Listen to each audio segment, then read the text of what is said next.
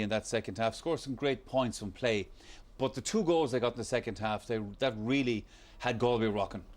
Yeah, it did. You know, I mean, they got the goal in the first half, but the 2 goals in the second half were huge scores. You know, thought they used the ball very well in all instances. You know, crossfield ball again. Richie Hogan go for, and look, TJ Reid, he's actually picking the ball on the run. You know, he probably did carry it a long ways, but he got a great save by young Flannery, who just come into the goals. But you know, Walter Walsh waiting for the break there, and like he had a bit of work to do, similar a little bit to the goal he got in the semi-final himself. But when he got in, good shot. But in fairness, it was a good save by Fergal Flannery. But Walter Walsh, I mean, capping off, it ended up being 1-3 for him. You know, I mean, what a score for him. And as Ger said, you know, lean on Johnny Cohen. He was just knocking around that square all day. And you know, he's a bit unorthodox, but by God, he knows where the goals is. And likewise, you know, Killian Buckley, I thought, who was very, very good today, played very well. And you know, the long ball, you know, we all know they're well able to contest their own high ball, and it's a scrappy sort of a goal, and Colin Finlay just gets a swing to it, and it's in the back of the net, you know. But all the time when the ball was in around her, I thought wherever the ball was with the Kilkenny full forward line were the first line of defence today. Every time the ball went in, Walter Walsh, Richie Hogan, they just didn't want the ball to come out. They were willing to fight in their backs not to let that ball out. And when it was in around the square, they got the goals that were vital. And as I said, there were 2 huge scores in that second half. That second goal going in off a Galway defender, obviously, Gerard, there's no doubt Kilkenny were the better team today and deserved this All-Ireland. That's beyond question. But sometimes the little things go against you in a game that kind of knock whatever chance you might have. Galway had 2 possible goals in that second half. One was the free that was called back. Yes, but in fairness, we were watching the referee very carefully, and he had signalled a long time before the ball was put in the net. The ball comes down here. I think it's Damien Hayes got it down below, and he had even the hand up when the Damien was fouled right there. Now he was fouled. He passed the ball out. Now we didn't hear the whistle, and Cyril goes through and Cyril puts it into the back of the net.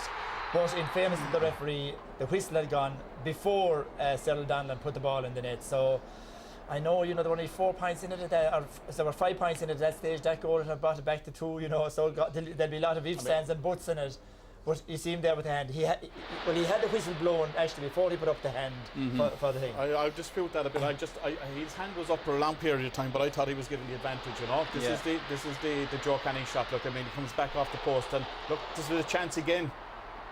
Jonathan Glynn to pick it up again, and it was fouled. And I mean, I think they go up the field here and they get a score over for Kilkenny, get a point from it, you know. So I mean, there was 2 chances.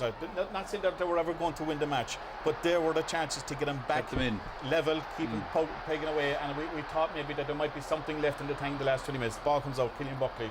I mean, fantastic, great score. Super point. Liam was right. Like, they were plucking points over the bar at fun at one stage, you know. And I mean, you look at their score sheet from their 6 forwards out to midfield. Every one of them. Galway needed every chance. Every one of the Kilkenny boys contributed on the scoreboard. Oh yeah. They also needed 15 players on the field, and Cyril Donlan got sent off in that second half. Yeah, it was unfortunate because I mean overall Cyril Donlan's had a really fine season. You know, in the Leinster final, he got 5 points in play from Galway when they turned over Kilkenny in that Leinster final. And you know, I guess there was an element of frustration, I'd say, creeping into their play because clearly their forwards were under pressure. And you know, a long ball comes in, and you know, I don't know, they sort of got entangled in each other, and you know, he just swings back on JJ Delaney. And look, you know, I mean, Barry Kelly is right there. I think it was Barry that seen it. You know, it was one of those things. A split second. You know, I'm sure he'll feel really disappointed about that tonight, you know. You know, because I mean, Cyril Donlan, as we said, is not a dirty player. No, you know, that's not something that brings to his game. They've been consistent on it. I think the one-handed pull this year has been punished certainly. You know, we had Benny Dunn a couple of years ago here getting a red card as well. It was unfortunate, right? I mean, and like for Galway as well, I think coming into the game, so much upset about the Scahill incident, the Cannon injury. You know, you hadn't heard a word from Kilkenny, not a murmur for Kilkenny from the last 3 weeks. It was like they were behind closed doors, and it was all about Galway. And certainly, to me, that had a big effect on them as well. But even when Cyril was sent off, there were only 4 points in the game. Yes. You know, and Galway totally lost their discipline after that. You know, they lost their shape, they lost their discipline. It was, you know, this is an old trait going back on Galway teams. When they fall so far behind, something goes wrong in the game against them, and they just lose their confidence, lose their discipline, and the game goes away from them completely. They lost their shape completely after that. 50 minutes gone, and the game was over. Even though there were only 4 points in it, you knew Kilkenny were going to pull away after that. And yet in the drawn match, when Galway had been leading that game for good periods, and then Kilkenny took over and Kilkenny took the lead, you would have said the same thing maybe Galway would, but yes, but they didn't. The lead was only minimal. The lead was only minimal. You know, the lead was only a point. You were never gone with a point. You see, they were trying to close that 4 or 5 point gap. And this is the big question that so many people raised. What would happen if Galway fell behind? Now, they fought back, but when the 2 goals went against them, that was a massive psychological. If you know the Galway psyche, that is a massive. You do, Michael. that is a massive blow to Galway. When they lose chances like that, it's as if they say, "It's gone now. We'll give up." And that's really when settled down and was sent off. That was the final straw. They gave up after that. But the Kilkenny shot, like, I mean, it was hard luck, to be Oh, honest, and right? say I mean, the but ball come off the post. I mean, just inches, Yeah. side the back of the net. The game was actually level. No, Yeah. look at the crowd that was outside at that stage. Look at how they would have erupted inside in the stands, you know? Yeah, but when I said that- I think, but look, they haven't done what they did in the last 2 days. Was not concede goals against Kilkenny. Today, to concede 3, they were soft enough goals for when they look back in it. And I suppose, Liam, to kind of pick up on what Ger was saying about all of that, in the first half, Galway got 2 goals and it had that crowd on their feet and cheering. But the response from Kilkenny was to put the ball in the net themselves. Yeah, well, all the time, you know, and that's the thing about Kilkenny. But I would have said it all the time because, I mean, you know, Richie Power, you know, Owen Larkin, they didn't perform the last day. Henry Shefflin had to bring them back into the game. And I'd say, you know, for the last 3 weeks, they were saying, lads, we've got to lift it today. We've got to pick it up. And I thought Owen Larkin and Richie Power, you know, these guys, you know, they stood up, I thought, today, you know, and they said, right, we're going to put our shoulder to the wheel today. And, you know, as I said, I'd say it was an easy enough job for Brian to rally his troops and say, listen, lads, you know, we just didn't deliver the performance the last day. There's more in us. And I'd say, and even Michael Fennelly midfield, you know, Kilkenny won the midfield battle today, big time, right throughout. You know, and that was huge. You know, Andy Smith and Earl Tanya never got to the highs of 3 weeks ago. You know, But and as I well think as that, that's a Liam, huge Anthony impact. Cunningham will have learned from today. You know, the controversy about the goalie, you know, he put out his shoulder on Friday night. Listen, unless he's Lazarus, he couldn't possibly play today after putting out his shoulder. Even in the very first minute, remember the first ball he blocked down here underneath us? He couldn't even pick it up with his shoulder. He had to kick it out over the sideline. Yeah. You knew he was gone straight away. Now, what kind of a fitness test allowed him? You know, a player wants to play, but a manager must decide whether he plays or not. So James shouldn't have started the game today. Fergal Flannery should have started to have given a bit more security at the back. At least he, you know, I know his puckouts were fine, but James just couldn't get to the ball. And even that first goal that went in, you know, he should have. He'd have caught, normally James would have caught that. It was straight at him. He batted out Richie Power. And it was a massive psychological blow because they were after getting 2 goals. Now Kilkenny were back in the lead again, and it was going to be very difficult to rein them in. We saw Mayo lose the All-Ireland football final last week to Moss. Ger Canning was giving the statistic there about Galway between hurling and football in All-Ireland finals over the last number of years is very, very poor. There's something about finals for them. There is, Michael, there is, and no matter what you say, I mean, they're not easy to win. They're very, very hard things to win, and these guys will be testament to that as well. I mean, as a player myself, right, I've won some, but I've lost some as well, you know, and they certainly hurt, you know. And I mean, there will be a lot of hurt in Galway tonight. There's no doubt about this. I mean, the crowd have taken to this team. I mean, the amount of Galway people that we saw outside this ground coming up towards the match, right? They certainly came up with high hopes. But I mean, at the end of the day, if there's anybody else bar Kilkenny, I mean, we would have been predicting maybe Galway winning the match today. But it was the Cats, it was Kilkenny. They don't do nice things, they don't do niceties, they don't give it chances. And to the last final ball that was up in the corner there, and time was up, they were still chasing it down. They still wanted a block, they still wanted a hook, and they still wanted a score. And I mean, Galway, right? I mean, you look at it. I mean, they're a young side, right? They've had their minor success. They've had their under 21 successes, and we've said about this in the past. What they need now is continuity and a bit of consistency. The 15 that are there are a very, very good team.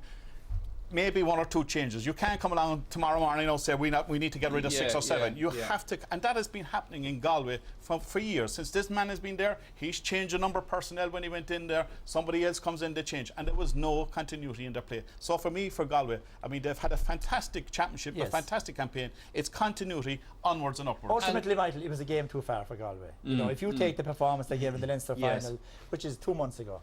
I mean, that was an outstanding performance. They were so sharp, and they were you know, their hurling was so good. Then they produced much the same again in the All-Ireland final. Now it's very, very difficult. Like, you know, Kilkenny didn't play at their best in the final, and everybody agreed there was more scope for Kilkenny to improve today than there was for Galway. So really, the 3 weeks favoured Kilkenny rather than Galway. So, you know, Galway have made massive progress this year. There's no doubt about it. I know there's that stat there that this is their 13th final since 1975 and they've lost 10. You know, that's 3 out of 13 is not a great. Yeah. But at least before you could put it down to the fact, as you were saying earlier on, that they were in the semi-final every year and they weren't battle hardened. Yeah. Now that they are in the Leinster Championship, if they can come back again next year, maybe get through Leinster, even if they don't win it, but get to the final in a fresher state of mind. You know, they showed the last day how they can match Kilkenny when they are at their best. But like, they were so casual on the ball, being caught in possession. Their key men out around the field. And listen, another thing I'll say, Joe Canning, if he wants to be mentioned in the same breath as Henry Shefflin, needs to up his work rate and give away more leadership on the field and not pay heed to all those media guys that are building him up as in the same league as Henry Shefflin. You know, he's a brilliant hurler, he has fantastic talent, but he needs to give more leadership and he needs to up his work rate on the field to the same degree as Henry Shefflin has done. Only then can he be considered in the same league as Henry. Now, I'm not saying he's not. He's the most talented player I ever saw. But for Galway to be really successful, you know, the last day he disappeared in the second half.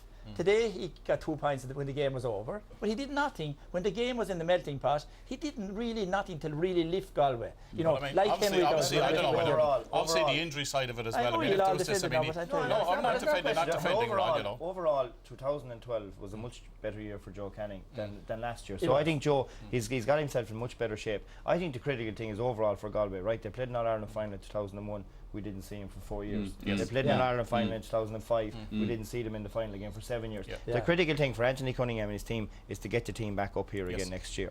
I think, you know, that's the danger in Galway. They have a habit of, you know, they really came with a good push this year and got really close. As I said, they were just underneath the top of the hill there.